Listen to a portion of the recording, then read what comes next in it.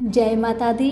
मेरे सभी प्यारे दोस्तों, मैं लक्ष्मी शर्मा बड़ों को चरण स्पर्श, छोटों को प्यार और बराबर वालों को दिल से नमस्कार करती हूँ।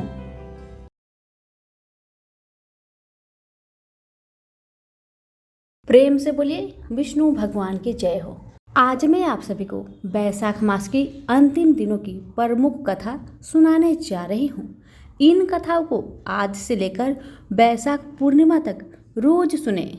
कहते हैं कि जो भी भक्त श्रद्धापूर्वक इन कथाओं का बैसाख पूर्णिमा तक श्रवण करता है, उसकी सारी मनोकामना जल्दी पूरी होती है। अब सुने कथा।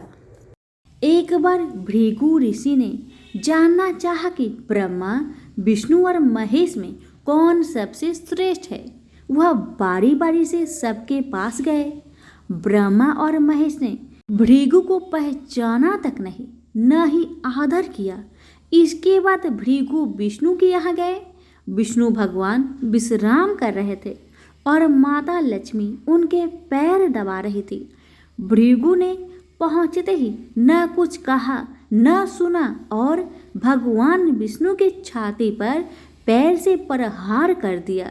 लक्ष्मी जी यह सब देखकर चकित रह गई, किंतु विष्णु भगवान ने भृगु का पैर पकड़कर विनीत भाव से कहा, मुनिवर, आपकी कोमल पैर में चोट लगी होगी, इसके लिए मुझे क्षमा करें।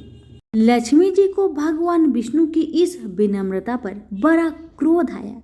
वह भगवान विष्णु से नाराज होकर भूलोक में आ गई तथा कोल्हापुर में रहने लगी। लक्ष्मी जी के चले जाने से विष्णु भगवान को लगा कि उनका श्री और वैभव ही नष्ट हो गया और उनका मन बड़ा अशांत रहने लगा। लक्ष्मी जी को ढूंढने के लिए वह श्रीनिवास के नाम से भूलोक में आए। घूमते घूमते बेकटचल पर्वत क्षेत्र में बकुला माई के आश्रम पहुंचे। बकुला माई ने उनकी बड़ी आवभगत की, उन्हें आश्रम में ही रहने को कहा। एक दिन जंगल में एक मतवाला हाथी आ गया। आश्रमवासी डरकर इधर उधर भागने लगे। श्रीनिवास ने यह देखा तो धनुष बाण में लेकर हाथी का पीछा किया। हाथी डरकर भागा और घने जंगल में अदृश्य हो गया। श्रीनिवास उसका पीछा करते करते थक गए थे। वह एक सरोवर के किनारे वृक्ष की छाया में लेट गए और उन्हें हल्की सी झपकी आ गई। थोड़ी देर में शोर सुनकर वह जागे तो देखा कि 4-6 युवतियां उन्हें घेर खड़ी है। श्रीनिवास को जागा हुआ देखकर वह झपट कर बोली, यह हमारी राजकुमारी पद्मापति का सुरक्षित उपवन है और यहाँ पुरुषों को आना मना है। तुम यहाँ कैसे और क्यों आए हो? श्रीनिवास कुछ जवाब दे, इससे पहले ही उनकी दृष्टि वृक्ष की ओट से झांकती राजकुमारी की ओर गई। श्रीनिवास पद्मावती को एकटक देखते रह गए। थोड़ा संयत होकर कहा, देवियों, मुझे पता नहीं था। मैं शिकार का पीछा करता हुआ यहाँ आया था। थक जाने पर मुझे नींद आ गई, इसलिए क्षमा करें। श्रीनिवास आश्रम में लौट आए, किंतु बड़े उदास रहने लगे। एक दिन बकुला माई ने बड़े प्यार से उनकी उदासी का कारण पूछा तो श्रीनिवास ने पद्मावती से भेंट होने की सारी कहानी कह सुनाई। फिर कहा, उसके बिना मैं नहीं रह सकता। बकुला माई बोली, ऐसा सपना मत देखो। कहा वह प्रतापी चोल नरेश आकाशराज की बेटी और कहा तुम आश्रम में पलने वाले एक कुल गोत्रहीन युवक। श्रीनिवास बोले, माँ, एक उपाय है, तुम मेरा साथ दो तो सब संभव है। बकुला माई ने श्रीनिवास का सच्चा प्यार देखकर हाँ कर दी। श्रीनिवास ज्योतिष जानने वाली औरत का भेष बनाकर राजा आकाश की राजधानी नारायणपुर पहुंचे। उसकी चर्चा सुन पद्मावती ने भी उस औरत को महल में बुलाया और अपना हाथ दिखाया। राजकुमारी के हस्तरेखा देखकर वह बोली, राजकुमारी, कुछ दिन पहले तुम्हारी भेंट तुम्हारी सुरक्षित उद्यान में किसी युवक से हुई थी। तुम दोनों की दृष्टि मिली थी। उसी युवक से तुम्हारी शादी का योग बनता है। पद्मावती की माँ धारणा देवी ने पूछा, यह कैसे हो सकता है? ज्योतिषी औरत बोली, ऐसा ही योग है। ग्राहक कहते हैं कोई औरत अपने बेटे के लिए आपकी बेटी मांगने स्वयं आएगी। 2 दिन बाद सचमुच ही बकुला माई एक तपस्विनी के भेष में राजमहल आई। उसने अपने युवा बेटे के साथ पद्मावती के विवाह की चर्चा की। राजा आकाश में बकुला माई को पहचान लिया। उन्होंने पूछा, वह युवक कौन है? बकुला माई बोली, उसका नाम श्रीनिवास है। वह चंद्र वंश में पैदा हुआ है, मेरे आश्रम में रह रहा है, मुझे माँ की तरह मानता है। राजा आकाश ने कुछ सोचकर उत्तर देने के लिए कहा। बकुला माई के चले जाने पर आकाश ने राज पुरोहित को बुलाकर सारी बात बताई। राज पुरोहित ने गणना की, फिर सहमति देते हुए कहा, महाराज, श्रीनिवास में विष्णु जैसा देवगुण है और लक्ष्मी जैसी आपकी बेटी के लिए यह बड़ा सुयोग है। राजा आकाश ने तुरंत बकुला बाई के यहाँ अपनी स्वीकृति के साथ विवाह के लग्न पत्रिका भेज दी।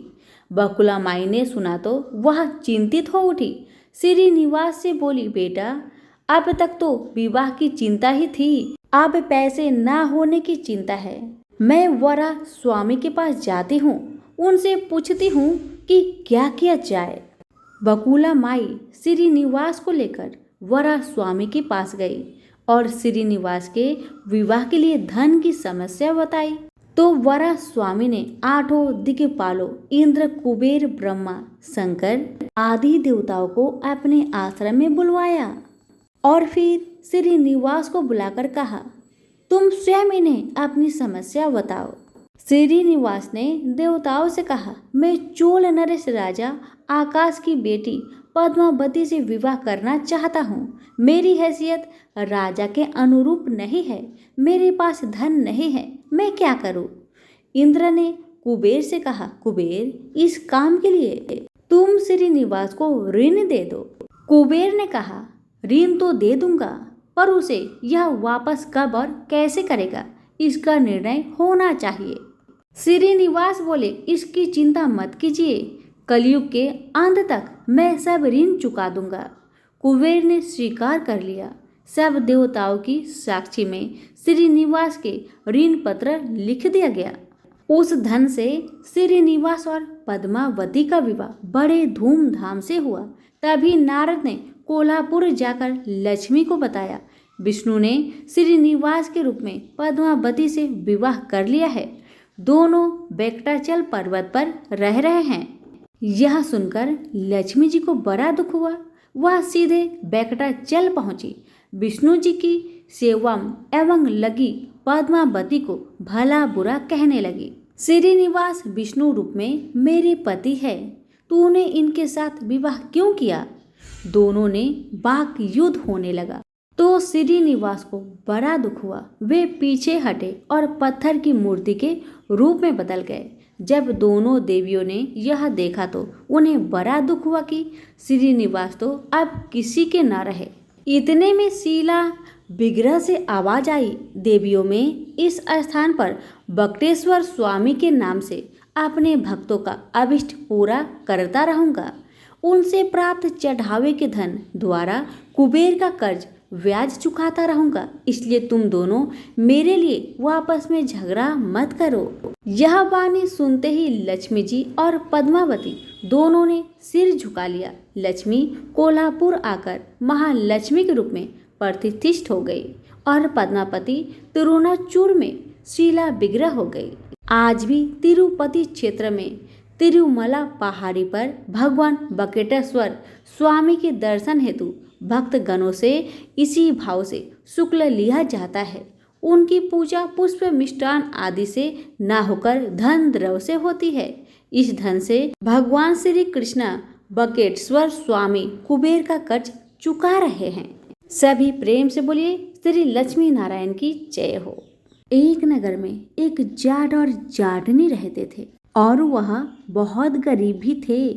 एक बार जाटनी जाट से कहने लगी कि मैं तुम्हें 4 रोटी बनाकर दूंगी, तुम नदी के किनारे जाना, वहाँ राम लक्ष्मण आते हैं, वहाँ जाकर तुम ये पंक्तियाँ कहना, राम बड़े लक्ष्मण छोटे, वे बैठे अम्बे की डाली, वो बैठे चंबे की डाली। मिट्टी का दशरथ बनावे, मक्खन मिश्री का भोग लगावे। देव परिक्रमा घर को आवे। जाट रास्ते भर इन पंक्तियों को रटता गया, पर नदी किनारे जाकर भूल गया और वहां जाकर बोलता है, लक्ष्मण बड़े राम छोटे, वो बैठे अम्बे की डाली, वो बैठे चंबे की डाली। मिट्टी का दशरथ बनावे, मक्खन मिश्री का भोग लगावे। देव परिक्रमा घर को आवे। जाट की बात सुन राम लक्ष्मण से कहने लगे, लक्ष्मण इसने तुम्हें बड़ा बताया है, तुम इसे कुछ दे दो। लक्ष्मण बोलते हैं, हे राम भैया, इसकी बुद्धि मलिन हो गई है, यह मूर्ख व्यक्ति है। कहीं राम से भी बड़ा दुनिया में कोई है? राम बोले कि नहीं लक्ष्मण, इसने तुम्हें बड़ा बताया है तो तुम ही इसे कुछ दे दो। राम जी की बात सुन लक्ष्मण ने थोथे बांस में कुछ मोहर असरफी भरकर दे दी। रास्ते में मोहर असरफी को चोर लूट ले गए। घर गया तो जाटनी ने पूछा, कुछ मिला? जाट बोला कि मिला तो था, पर चोर लूट ले गए। जाटनी ने कहा, कोई बात नहीं, कल फिर जाना। अगले दिन फिर से जाटनी ने 4 रोटी बनाकर जाट को दे दी और फिर सिखाया, राम बड़े लक्ष्मण छोटे, वे बैठे अम्बे की डाली, वो बैठे चंपे की डाली। मिट्टी का दशरथ बनावे, मक्खन मिश्री का भोग लगावे। देव परिक्रमा घर को आवे। जाट फिर से रास्ते भर में ये पंक्तियां याद करते हुए गया, लेकिन जैसे ही राम लक्ष्मण के सामने पहुंचा तो फिर से भूल गया और बोला, लक्ष्मण बड़े राम छोटे, वो बैठे अम्बे की डाली, वो बैठे चंपे की डाली। मिट्टी का दशरथ बनावे, माखन मिश्री का भोग लगावे। देव परिक्रमा घर को आवे। राम बोले, हे लक्ष्मण, ये व्यक्ति आज भी तुम्हें बड़ा बता रहा है, तुम इसे कुछ दे दो। लक्ष्मण फिर बोले, इसकी तो बुद्धि खराब हो गई है, मूर्ख मति वाला व्यक्ति है, कभी राम से भी बड़ा दुनिया में कोई है? राम फिर बोले कि लक्ष्मण, इसने तुम्हें बड़ा बताया है, इसलिए तुम कुछ दे दो। लक्ष्मण ने इस बार जाट को सोने की ईंट दे दी। रास्ते में फिर से चोरों ने उसे लूट लिया। घर गया तो जाटनी ने पूछा, कुछ मिला? जाट बोला कि मिला तो था, लेकिन रास्ते में उसे भी चोरों ने लूट लिया। अब जाटनी बोली कि क्या कहा था तुमने? जाट बोला, लक्ष्मण बड़े राम छोटे, वे बैठे अम्बे की डाली, वो बैठे चंपे की डाली। मिट्टी का दशरथ बनावे, मक्खन मिश्री का भोग लगावे। देव परिक्रमा घर को आवे। यह सुनकर जाटनी बोली कि तुम तो बहुत ही भोले हो, कहीं राम से भी कोई बड़ा हुआ है दुनिया में? अब कल फिर जाना और अब की बार ठीक ठीक बोलना। अगले दिन जाट फिर गया और इसने आज ठीक से पंक्तियां भी बोली। राम बड़े लक्ष्मण छोटे, बैठे अम्बे की डाली, वो बैठे चंपे की डाली। मिट्टी का दशरथ बनावे, मक्खन मिश्री का भोग लगावे। देव परिक्रमा घर को आवे। आज लक्ष्मण बोले, हे राम, आज इसको अकल आ गई है, आज इसे आप कुछ दे दीजिए। राम मुस्कुराते हुए आए और बोले कि भाई, मेरे पास क्या है, ये जोहर की मिट्टी है, ये ले जा। यह कहकर अपने हाथ से थोड़ी सी मिट्टी की डली जाट को दे दी। जाट बरबर करके जाने लगा, आज मेरी पत्नी ने मुझे उल्टी सीख दी है, रोज सोना चांदी मिलता था, आज तो मिट्टी की डाली मिली है। मिट्टी लेकर वह घर की ओर चल दिया। बीच रास्ते में फिर से चोर मिले और उन्होंने मिट्टी देखी तो मिट्टी देखकर कुछ नहीं बोले। अब जाट घर पहुंचा तो जाटनी ने पूछा, कुछ मिला? जाट बोला कि हाँ, तेरी उल्टी सीख के कारण आज मिट्टी की डली मिली है। जाटनी बोले कि कोई बात नहीं, आज कुछ तो लेकर आए हो, बाकी दिन तो खाली हाथ ही आ जाते थे। मिट्टी की डली कुछ काम तो आएगी, इससे मैं चूल्हे लीप सकती हूँ, घर का आंगन लीप सकती हूँ। मिट्टी की डली को वे तुलसी के पौधे के नीचे रखकर सो गई। सवेरे जब उठी तो देखा कि वहाँ हीरे मोती जगमगा रहे हैं। अब जाट समझा कि ये भगवान राम ही है, जिन्होंने मिट्टी को हाथ लगाया तो वह सोना चांदी हीरे मोती में बदल गया। प्रेम से बोलिए सिया रामचंद्र की जय। एक गांव में एक साहूकार रहता था। साहूकार की एक बेटी थी जो कि हर रोज पीपल सींचने जाती थी। पीपल के वृक्ष में से लक्ष्मी जी प्रकट होती थी और चली जाती। एक दिन लक्ष्मी जी ने साहूकार की बेटी से कहा कि तू मेरी सहेली बनेगी। तब लड़की ने कहा मैं अपने पिताजी से पूछकर कल बताऊंगी। अब साहूकार की बेटी ने घर आकर अपने पिता को सारी बात बताई। तब उसके पिताजी बोले कि वह तो लक्ष्मी माता है, आपने को और क्या चाहिए, तुम लक्ष्मी माता की सहेली बन जाओ। दूसरे दिन वह लड़की फिर गई। तब लक्ष्मी जी पीपल के पेड़ से निकलकर आई और कहने लगी सहेली बनेगी मेरी। तब लड़की ने कहा हाँ क्यों नहीं, जरूर बनूंगी। अब लक्ष्मी जी और वह लड़की दोनों जन सहेली बन गई। एक दिन लक्ष्मी जी ने अपनी सहेली को खाने का न्योता दिया। घर आकर लड़की ने अपने माँ पिता से कहा कि मेरी सहेली ने मुझे खाने का न्योता दिया है। तब पिता ने कहा कि सहेली के यहाँ जिमने जाइयो, पर संभाल कर जाना। तब वह लक्ष्मी जी के यहाँ जिमने गई तो लक्ष्मी जी ने उसे साल 2 साला ओढ़ने के लिए दिया, रुपए दिए, सोने की चौकी, सोने की थाली में 36 प्रकार के भोजन करा दिए। जिम कर जब वह जाने लगी तो लक्ष्मी जी ने पल्ला पकड़ लिया और कहने लगी कि मैं भी तेरे घर जिमने आऊंगी। तब लड़की ने कहा हाँ सहेली क्यों नहीं, जरूर आना। अब वह घर जाकर चुपचाप बैठ गई। तब पिता ने पूछा कि सहेली की यहाँ से जिम कर आ गई और तू उदास क्यों बैठी है। तब उसने कहा पिताजी मेरे को तो लक्ष्मी जी ने इतना कुछ दिया, अनेक प्रकार के भोजन कराए, परंतु मैं कैसे उनको जिमाऊंगी, अपने घर में तो कुछ भी नहीं है। तब उसके पिता ने कहा गोबर मिट्टी से चौका लगाकर घर की सफाई कर लेना, 4 मुख वाला दिया जलाकर लक्ष्मी जी का नाम लेकर रसोई में बैठ जाना। लड़की सफाई करके लड्डू लेकर बैठ गई। उसी समय एक रानी नहा रही थी। उसका 9 लखा हार चील उठाकर ले गई और उसके घर वह 9 लखा हार डाल गई और उसका लड्डू ले गई। बाद में वह हार को तोड़कर बाजार में गई और सामान लाने लगी तो सुनार ने पूछा कि क्या चाहिए। तब उसने कहा कि सोने की चौकी, सोने के थाल, साल 2 साला दे दे, मोहर और सामग्री दे, 36 प्रकार का भोजन हो जाए इतना सामान दे। सारी चीजें लेकर बहुत तैयारी करी और रसोई बनाई। तब गणेश जी से कहा कि लक्ष्मी जी को बुलाओ। आगे आगे गणेश महाराज, पीछे पीछे लक्ष्मी जी आई। उसने फिर चौकी डाल दी और कहा सहेली चौकी पर बैठ जा। तब लक्ष्मी जी ने कहा सहेली चौकी पर तो राजा रानी के भी मैं नहीं बैठी, किसी के भी यहाँ नहीं बैठी।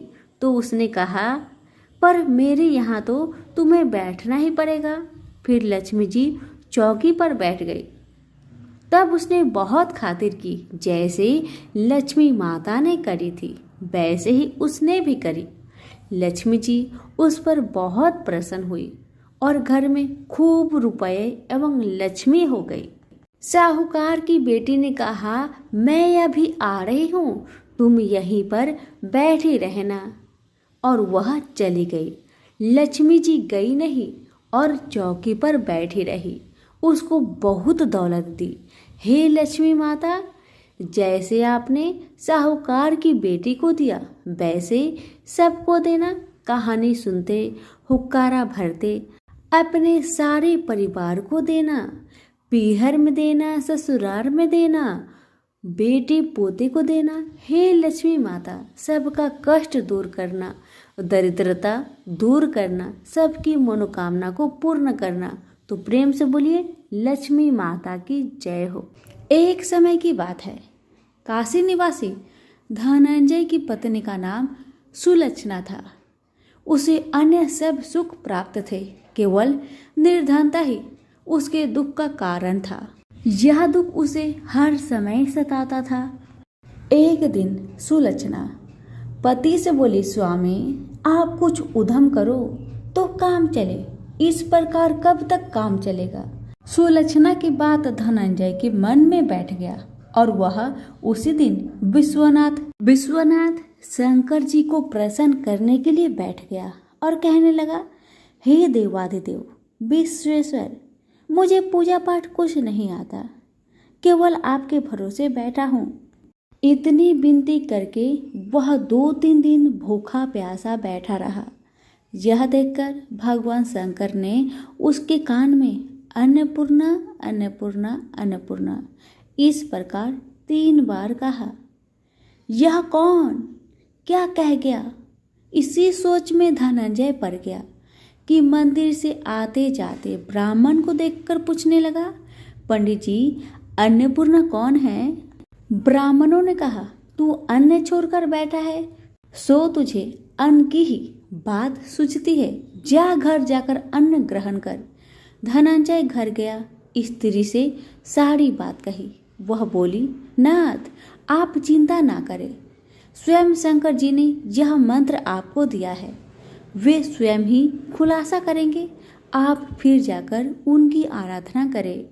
धनंजय फिर जैसा का तैसा पूजा में बैठ गया। रात्रि में शंकर जी ने आज्ञा दी, कहा तू पूर्व दिशा में चला जा, वह अन्नपूर्णा का नाम जपता जाता और रास्ते में फल खाता, झरनों का पानी पीता जाता। इसी प्रकार कितने ही दिनों तक चलता गया। वहां उसे चांदी सी चमकती वन की शोभा दिखने में आई। सुंदर सरोवर दिखने में या उसके किनारे कितनी ही अप्सराएं झुंड बनाए बैठी थी और सब मां अन्नपूर्णा इस प्रकार बार बार कहती थी।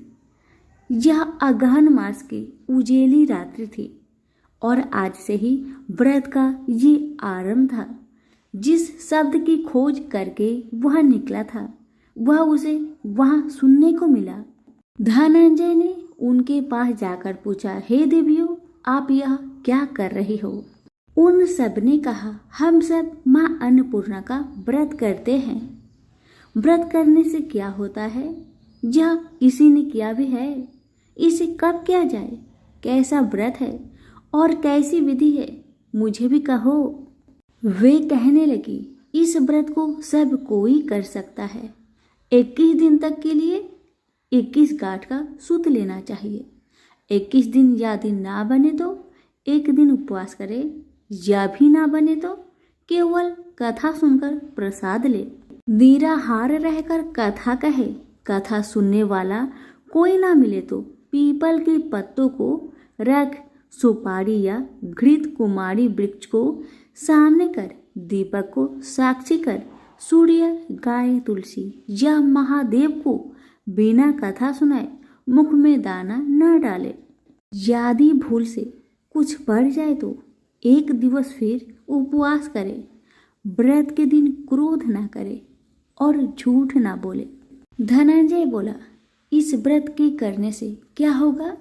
वे कहने लगी, इसके करने से अंधों को नेत्र मिले, लूलों को हाथ मिले, निर्धन के घर धन आए, बाझिन को संतान मिले, मूर्खों को विद्या आए। जो जिस कामना से व्रत करे माँ उसकी इच्छा पूरी करती है। वह कहने लगा, बहनों मेरे भी धन नहीं है, विद्या नहीं है, कुछ भी तो नहीं है, मैं तो दुखिया ब्राह्मण हूँ, मुझे इस व्रत का सूत दोगी? हाँ भाई, तेरा कल्याण हो, तुझे देगी, ले इस व्रत का मंगल सूत्र ले। धनंजय ने व्रत किया। व्रत पूरा हुआ तभी सरोवर में से 21 खंड की स्वर्ण सीढ़ी हीरा मोती जड़ी प्रकट हुई। धनंजय जय अन्नपूर्णा अन्नपूर्णा कहता जाता था। इस प्रकार कितनी ही सीढ़ियां उतर गया तो क्या दिखता है कि करोड़ों सूर्य से प्रकाशमान अन्नपूर्णा माँ का मंदिर है। उसके सामने स्वर्ण सिंहासन पर माता अन्नपूर्णा विराजमान है। सामने भिक्षा हेतु शंकर भगवान खड़े हैं। देवगनाएं चंवर डुलाती है। कितनी ही हथियार बांधे पहरा देती है। धनंजय दौड़कर जगदम्बा के चरणों में गिर गया। देवी उसकी मन का कलेश जान गई। धनंजय कहने लगा, माता आप तो अंतर्यामिनी हो, आपको अपनी दशा क्या बताऊं। माता बोली, मेरा व्रत किया है, जा संसार तेरा सत्कार करेगा। माता ने धनंजय की जिह्वा पर बीज मंत्र लिख दिया। अब तो उसके रोम रोम में विद्या प्रकट हो गई। इतने में क्या देखता है कि वह काशी विश्वनाथ के मंदिर में खड़ा है। माँ का वरदान ले धनंजय घर आया। सुलक्षणा से सब बात कही। माता जी की कृपा से उसके घर में संपत्ति उमड़ने लगी। छोटा सा घर बहुत बड़ा गिना जाने लगा। जैसे शहद के पत्तों में मक्खियाँ जमा होती है, उसी प्रकार उनके सगे संबंधी आकर उसकी बड़ाई करने लगे। कहने लगे, इतना धन और इतना बड़ा घर, सुंदर संतान नहीं हो तो इस कमाई का कौन भोग करेगा। सुलक्षणा से संतान नहीं है, इसलिए तुम दूसरा विवाह करो। अनिच्छा होते हुए भी धनंजय को दूसरा विवाह करना पड़ा और सती सुलक्षणा को सौत का दुख उठाना पड़ा। इस प्रकार दिन बीतते गया। फिर अगहन मास आया। नए बंधन से बंधे पति से सुलक्षणा ने कहलाया कि हम व्रत के प्रभाव से सुखी हुए हैं, इस कारण यह व्रत छोड़ना नहीं चाहिए। यह माता जी का प्रताप है जो हम इतने संपन्न और सुखी है। सुलक्षणा की बात सुन धनंजय उसके यहाँ आया और व्रत में बैठ गया। नई बहू को इस व्रत की खबर नहीं थी। वह धनंजय की आने की राह देख रही थी। दिन बीतते गए और व्रत पूर्ण होने में 3 दिवस बाकी थे कि नई बहू को खबर पड़ी। उसके मन में ईर्ष्या की ज्वाला दहक रही थी। सुलक्षणा के घर आ पहुंची और उसने वहां भगदड़ मचा दी। वह धनंजय को अपने साथ ले गई। नए घर में धनंजय को थोड़ी देर के लिए निंद्रा ने आ दबाया। इसी समय नई बहू ने उसका व्रत का सूत तोड़कर आग में फेंक दिया। अब तो माता जी का कोप जाग गया। घर में अकस्मात आग लग गई। सब कुछ जलकर खाक हो गया। सुलक्षणा जान गई और पति को फिर अपने घर ले आई। नई बहू उठकर पिता के घर जा बैठी। पति को परमेश्वर मानने वाली सुलक्षणा बोली, नाथ घबराना नहीं, माता जी की कृपा अलौकिक है। पुत्र कुपुत्र हो जाता है पर माता कुमाता नहीं होती। अब आप श्रद्धा और भक्ति से आराधना शुरू करो, वे जरूर हमारा कल्याण करेगी। धनंजय फिर माता के पीछे पड़ गया। फिर वही सरोवर सीढ़ी प्रकट हुई। उसमें माँ अन्नपूर्णा कहकर वह उतर गया। वहां जा माता जी के चरणों में रुदन करने लगा। माता प्रसन्न हो बोली, यह मेरी स्वर्ण की मूर्ति ले, उसकी पूजा करना, तू फिर सुखी हो जाएगा। जा, तुझे मेरा आशीर्वाद है। तेरी स्त्री सुलक्षणा ने श्रद्धा से मेरा व्रत किया है, उसे मैंने पुत्र दिया है। धनंजय ने आंखें खोली तो खुद को काशी विश्वनाथ के मंदिर में खड़ा पाया। वहां से फिर उसी प्रकार घर को आया। इधर सुलक्षणा के दिन चढ़े और महीने पूरे होते ही पुत्र का जन्म हुआ। गांव में आश्चर्य की लहर दौड़ गई। मानता आने लगा इस प्रकार उसी गांव के निसंतान सेठ के पुत्र होने पर उसने माता अन्नपूर्णा का मंदिर बनवा दिया। उसमें माताजी धूमधाम से पधारी, यज्ञ किया और धनंजय को मंदिर का आचार्य का पद दे दिया। जीविका के लिए मंदिर की दक्षिणा और रहने के लिए बड़ा सा सुंदर भवन दिया। धनंजय स्त्री पुत्र सहित वहां रहने लगा। माताजी की चढ़ावे में भरपूर आमदनी होने लगी। उधर नई बहू के पिता के घर डाका पड़ा, सब लूट गया। वे भीख मांगकर पेट भरने लगे। सुलक्षणा ने यह सुना तो उन्हें बुलावा भेजा, अलग घर में रख लिया और उनके अन्न वस्त्र का प्रबंध कर दिया। धनंजय, सुलक्षणा और उसका पुत्र माताजी की कृपा से आनंद से रहने लगे। माताजी ने जैसे इनके भंडार भरे वैसे सबके भंडार भरे। प्रेम से बोलिए अन्नपूर्णा माता की जय हो। बहुत समय पहले की बात है। एक गांव में 7 भाई और एक बहन रहा करती थी। वो सब कुछ सुनती, पर जैसे ही विनायक जी का नाम आता तो घगरा झटका कर चली जाती। हर रोज उसका यही आदत था, जब भी गणेश महाराज का नाम आता तो घाघरा झटका कर चली जाती। एक दिन उस लड़की की इस आदत पर विनायक जी बहुत नाराज हुए और गणेश महाराज उस बहन को भयभीत करने लगे। डर के मारे बहन का तो बुरा हाल हो गया, बेचारी सूखने लगी। अपनी बहन को सूखता देख 7 भाइयों ने आकर पूछा, बहन क्या बात है, तुम इतनी दुखी क्यों हो, मुझे बताओ। पर भाइयों के बार बार ऐसे पूछने पर बहन ने कुछ नहीं बताया। भाई असफल रहे। सबसे जो छोटा भाई था वह बहुत चतुर था, बहुत चालाक था। उसने आधी रात को अपना वेश बदलकर गणेश महाराज को पकड़ लिया और पूछा कि आप कौन हैं और मेरी बहन के साथ छल क्यों करते हैं। भाई की बातें सुन गणेश जी बोले, मैं तो गणेश महाराज हूँ, तेरी बहन सारी बातें सुनती है, पर जैसे ही मेरा नाम आता है तेरी बहन दूर चली जाती है, इसलिए मैं उसे डराता हूँ। भाई ने पूछा कि आप इसका उपाय बताए तो गणेश जी बोले कि कोई भी कहानी कहो तो गणेश जी की कहानी कहे बगैर नहीं उठना चाहिए। बहन ने उस दिन से नियम रखा कि वह रोज गणेश जी की कहानी सुनेगी और कहानी सुनने के बाद ही कुछ खाएगी, और बहन हर रोज ऐसा ही किया। अब तो बहन कहानी सुनने के बाद ही कुछ खाया करती थी। इस तरह से गणेश जी महाराज बहन पर प्रसन्न रहने लगे और उसकी सारी मनोकामनाएं को पूरी करने लगे। गणेश महाराज की आशीर्वाद से उस बहन को अच्छा घर और अच्छा वर मिला। तो प्रेम से बोलिए गणेश महाराज की जय हो। एक लपसी था, एक तपसी था। तपसी हमेशा भगवान की तपस्या में लीन रहता था। लपसी रोजाना 1.25 सेर की लपसी बनाकर भगवान का भोग लगाकर जीम लेता था। एक दिन दोनों लड़ने लगे।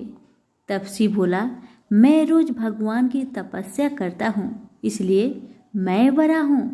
तपसी बोला, मैं रोज भगवान को 1.25 सेर लापसी का भोग लगाता हूँ इसलिए मैं बड़ा हूँ। नारद जी वहां से गुजर रहे थे। दोनों को लड़ता देखकर उनसे पूछा कि तुम क्यों लड़ रहे हो। तपसी ने खुद के बड़ा होने का कारण बताया और लपसी ने अपना कारण बताया। नारद जी बोले, तुम्हारा फैसला मैं कर दूंगा।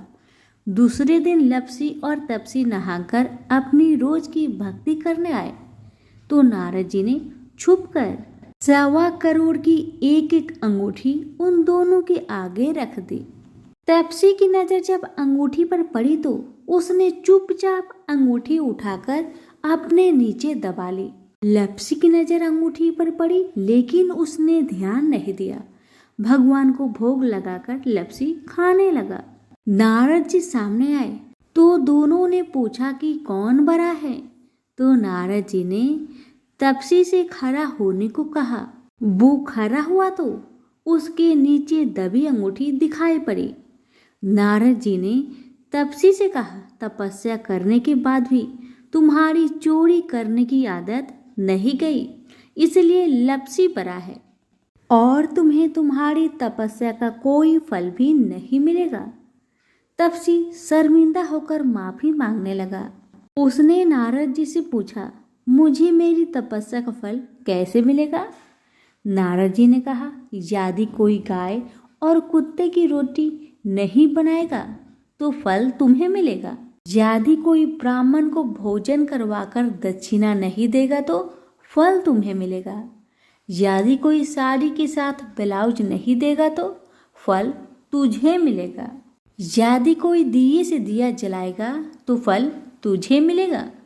यदि कोई सारी कहानी सुने लेकिन तुम्हारी कहानी नहीं सुने तो फल तुझे मिलेगा। उसी दिन से हर व्रत कथा कहानी के साथ लपसी तपसी की कहानी भी सुनी और कही जाती है। तो प्रेम से बोलिए विष्णु भगवान की जय। धन्यवाद।